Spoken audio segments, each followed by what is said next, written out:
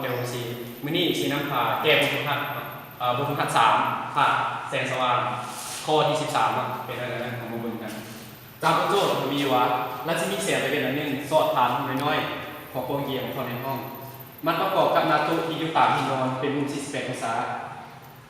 ถามว่าจะต้องวางแผนอะไรจึงเทให้รัชมีเสียสะท้อนเนาะเคลื่อนที่ตามนอนอันนี้เป็นการสร้างแต่งรูปเนาะจากการวิเคราะห์มุจโจทย์มาทางหนึ่งนี้เนาะเขาจะมาศึกษากันกรณีดวงตะเวนครับแสงของดวงตะเวนเข้าไปกระทบกับกรงเยี่ยมเนาะซึ่งว่ากรงเยี่ยมมันมีรูน้อยๆเนาะจะให้แสงมันสามารถสอดแทรกหรือว่าลอดผ่านรูของกรงเยี่ยมเข้าไปในห้องเนาะแล้วไปกระทบกับ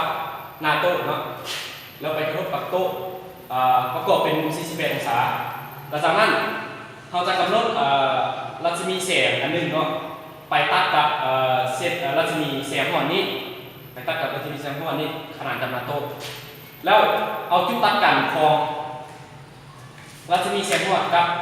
เส้นที่เรากำหนดขึ้นมาที่ขนาดกับหน้าโต๊ะนี้เนาะเป็นจุดที่เราต้องเอาแหวนเนาะเป็นเทียนอันมาวางเนาะซึ่งว่ามาวางเป็นครึ่งหนึ่งของมุม48องศาเป็นมุมเหนียงเนาะนี่นะครึ่งหนึ่งของมุม48องศาแล้วเมื่อเราเอาแหวนมาตั้งนี้เป็นมุมเป็นครึ่งหนึ่งของมุม48องศาเนาะเมื่อรัศมีแสงเข้าไปกระทบกับหน้าแหวนนี้จะให้เกิดเป็นรัศมีแสงสะท้อนขึ้นแล้วขนาดกับหน้าโต๊ะตัวนี้ฉะนั้นเราจึงสามารถสรุปได้ว่าเราจะต้องวางแผนเป็นมุม34องศาคือมุมของ48จึงจะให้รัศมีแสงสะท้อนตัวนี้เนาะขนาดกับหน้าตัวนี้ซึ่งว่าแว่นตัวนี้ทุกครั้งเราต้องวางดู